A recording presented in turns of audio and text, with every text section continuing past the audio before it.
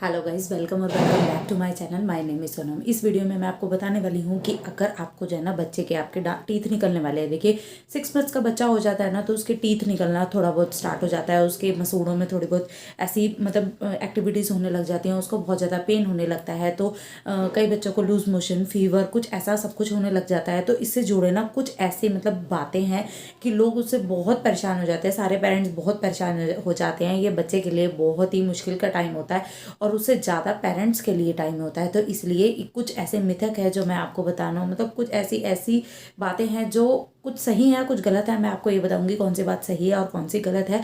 मैं अपने एक्सपीरियंस से आपको बताऊंगी कि बहुत सारी ऐसी चीज़ें हैं जो मैंने भी 2 बच्चों के बारे में अपनी फेस की है। तो मैं आपको उसके थोड़ी सी बातें बताती हूँ। देखिए, फर्स्ट बात तो ये होती है ना कि बच्चे के जब टीथ निकलने लगते हैं तो बच्चे को हम लोग सोचते हैं कि कई बच्चों को फीवर हो जाता है और कई बच्चों को लूज मोशन स्टार्ट हो जाते हैं। तो ऐसा क्यों होता है? देखिए, सबसे बड़ा रीज़न इसका ये है कि बच्चा कुछ भी मुंह में डालता है तो उसकी वजह से ना काफ़ी सारी डस्ट और बैक्टीरियाज जो है ना बच्चे के अंदर जाते हैं।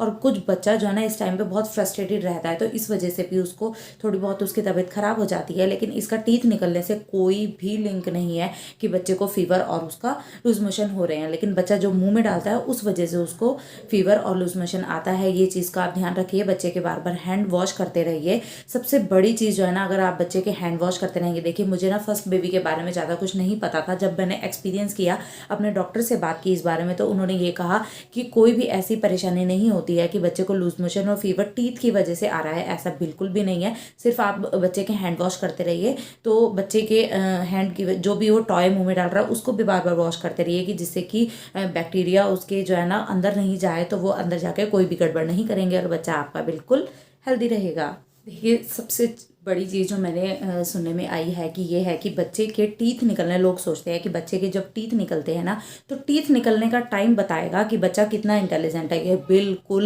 इलॉजिकल बात है। इसका कोई लॉजिक नहीं है, क्योंकि ऐसा बिल्कुल भी नहीं होता है कि बच्चे का टीथ निकलने के टाइम से इंटेलिजेंसी का कोई भी लिंक नहीं होता है। और ये सब कुछ अलग अलग टाइम, हर किसी का अलग अलग टाइम होता है। हर किसी की अपनी कैपेसिटी है कि कितना बच्चा झेल रहा है या जो भी है वो बच्चे के इंटरनली ही है कि बच्चे के टीथ कब निकलेंगे। और इसका कोई भी दिमाग तेज होगा और बहुत इंटेलिजेंट होगा, इससे कोई इसका लिंक नहीं है। कई बच्चों को ना, कई बच्चों के टीथ बहुत लेट निकलते हैं। 1 ईयर से ऊपर अगर नहीं आपके बच्चे का टीथ आया तो आप एक बार डॉक्टर को चेकअप जरूर कराइएगा, क्योंकि कोई ना कोई उसको हो सकता है प्रॉब्लम होती है। कई ना बड़े ये बोलते हैं कि अगर आपके बच्चे के टीथ नहीं आया, 1.5 साल तक अगर आपके बच्चे का टीथ नहीं आया तो उसमें आपको चीरा लगवाना पड़ेगा या ऐसा कुछ है। बिल्कुल भी ऐसा कुछ नहीं होता। आप डॉक्टर को दिखाइए।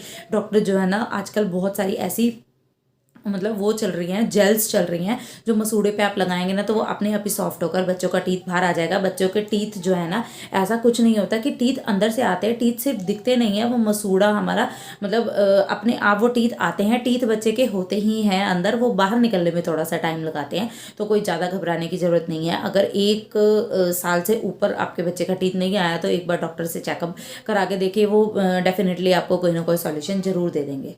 देखिए, आजकल ना पेरेंट्स ये सोचते हैं कि बच्चों को ना टीथर देने बहुत ज़रूरी हो गए हैं। टीथर देने बहुत ज़रूरी है ऐसा तो मुझे नहीं लगता है कुछ भी, क्योंकि मैंने अपने बच्चों को जब भी टीथर दिलवाया ना, उसके अंदर कुछ जैसे जल टाइप होती है। तो मेरी तो बेबी गर्ल जो थी ना, उसने एकदम मुंह में लेते ही उसको कट कर लेती थी। इतने उसके बहुत ही प्रेशर लगा के वो मसूड़ों को अपने दबाती थी। तो उसने एकदम कट कर लिए थे। और बच्चे को, और सेकंड बेबी के टाइम पे मैंने जब उसको टीथर दिया ना तो उसको टीथर छोड़ के बाकी टॉयज अपने मुंह में डालता था। टीथर उसने बहुत कम मुंह में डाला है। ऐसा कुछ भी नहीं है जो टीथर नहीं ले सकते हैं या जो टीथर बच्चों को देना जरूरी ही जरूरी है, ऐसा बिल्कुल भी नहीं है। बच्चे को गीला टॉवल दे सकते हैं, बच्चे को हैंकी दे सकते हैं, बच्चे को सॉफ्ट टॉयज दे सकते हैं, कुछ भी दे सकते हैं। कोई प्रॉब्लम नहीं है कि आपको टीथर खरीदना ही खरीदना है, ऐसा कुछ नहीं है।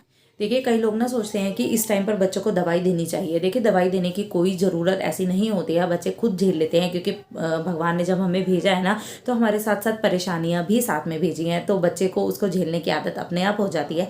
अगर आप लगाने की कोई ले रहे हैं कोई जेल वगैरह मसूड़ों में कि बच्चे को थोड़ा सा रिलीफ मिलेगा, तो वो भी बच्चों के मुँह में जो है ना वो इतना लार बनता है, इतनी थूक बनती है ना, तो वो 1 सेकंड में निकल जाती है और कोई भी दवाई इस टाइम पर काम नहीं करती है। एक होम्योपैथिक मेडिसिन आती है, वो मैंने अपने दोनों बच्चों को दी है। बहुत ज़्यादा मैंने नहीं दी है क्योंकि मेरे जो नेबर्स थे उन्होंने कम से कम 7 उसकी बॉटल्स बच्चों को खिला दी हैं, लेकिन मैंने ऐसा कुछ भी नहीं किया है। मैंने 1 या 2 बॉटल अपने बेबी को खिलाई है जिस टाइम वो बहुत ज़्यादा परेशान था, और उससे उनको रिलीफ मिल गया काफ़ी। तो आप कैलकेरिया जो आती है फास्फोरिका, वो आप बच्चे को दे सकते हैं। मुझे कोई ऐसी प्रॉब्लम नहीं हुई है, उसे आप बच्चे को ट्राई करके दे सकते हैं, बहुत अच्छी है। और बच्चा मीठी होती है वो, तो बहुत मांग मांग के खाता है और बहुत ईजिली उसको डाइजेस्ट भी कर लेता है, कोई प्रॉब्लम नहीं होती है। आप वो बच्चे को दे सकते हैं। अगर आपको मेरी वीडियोस अच्छी लग रही हो तो प्लीज़ लाइक कर दो, शेयर कर दो, सब्सक्राइब कर दो।